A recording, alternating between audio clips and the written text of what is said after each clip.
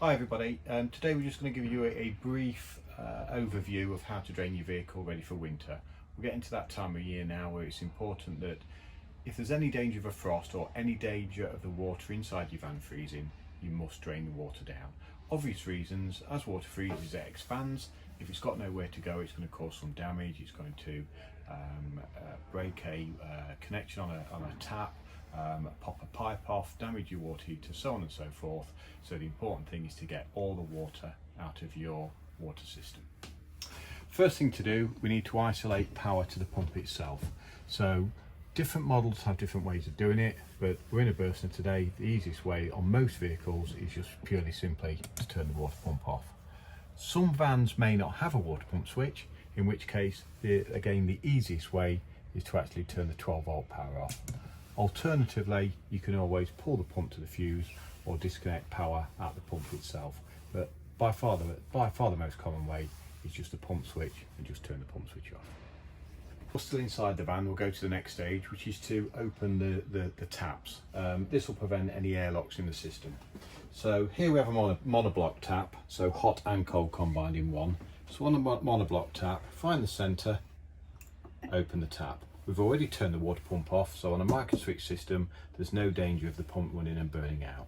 So that's the kitchen tap. If we then move into the bathroom, the same with the bathroom tap, hot, cold, middle position and open, and then finally around to the shower. And with the shower we'll do the same thing again, hot, cold, open, and then we'll remove the shower hose, take the head off, pop that somewhere safe for storage over the winter period, and drop the hose on the floor just to prevent any build-up of water in the hose itself. Next stage is to drain all the tanks. Now we're quite lucky on this Bursner that we actually have a service area where all the water's together. But first of all, let's drain the fresh water tank. So this particular model just has a valve straight on the top of the tank itself. Just unwind the valve. You'll notice on this one we have a 20 litre setting and a 120 litre setting. You can actually travel with a little water in the tank, but we want to open this all the way up. If there were water in the vehicle now, it would just drain straight out underneath and out to the outside of the van. Next thing is onto the waste tank. Waste tank here is just underneath, and this has already got the key on. So we just open the waste tank valve, and again, if water was in the vehicle, it just now be cascading to the outside.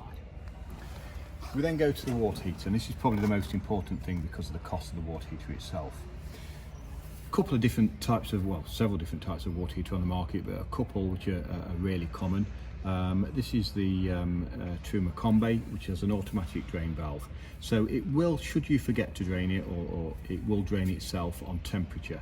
However, it is good practice to manually drain it. So to manually drain it, just turn the switch on the top, the button at the side will pop out. It's the button at the side that holds the water in. So if the button is pushed out, again, if there were water in the vehicle, it would now be draining underneath. To reset this, when it comes time to use the vehicle again, turn the switch over across the top and press the button in.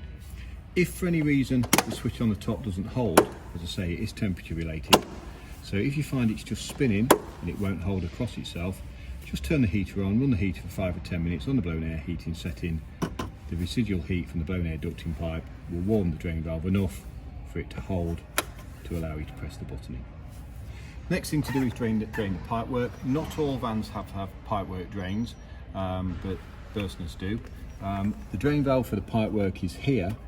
Interestingly enough, the manual drain valve is a similar type of drain valve that some other manufacturers use on their water heaters where they decide not to fit the automatic drain valve.